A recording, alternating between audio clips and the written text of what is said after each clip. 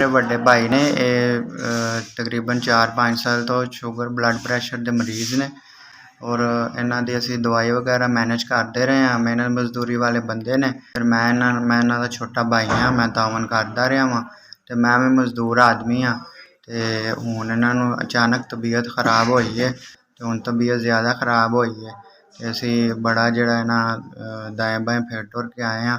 तो पैसे बहुत ज़्यादा मंग रहे सन। 4-5 साल तो बीमार ने, गुर्दियां दे मर्ज़ दे विच मुबतला हो गए ने। दवाई शवाई खांदे रहे ने तो मैं भी तावन करदा रहा वां। हुण अचानक इन्हां दी तबीयत ज़्यादा खराब हो गई है। हॉस्पिटल लैके आए हैं। डॉक्टर साहब ने कहा इन्हां दा फौरन डायलिसिस होएगा।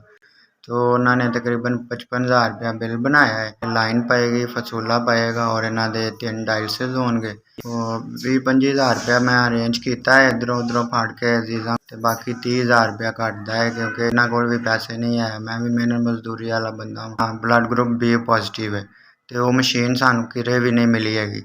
तो इस हस्पताल दे विच अवेलेबल है। नाल तावन किया जाए ताकि असीं इन्हां दी जान सेफ कर लईए।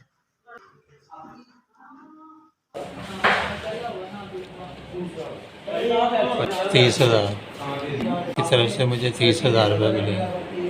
मेरी लाइन डली है, फिस्टूला बना है और 3 डायलिसिस होने हैं।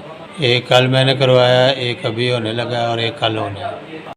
अल्लाह पाक आपको उससे भी ज़्यादा रिस्क दे।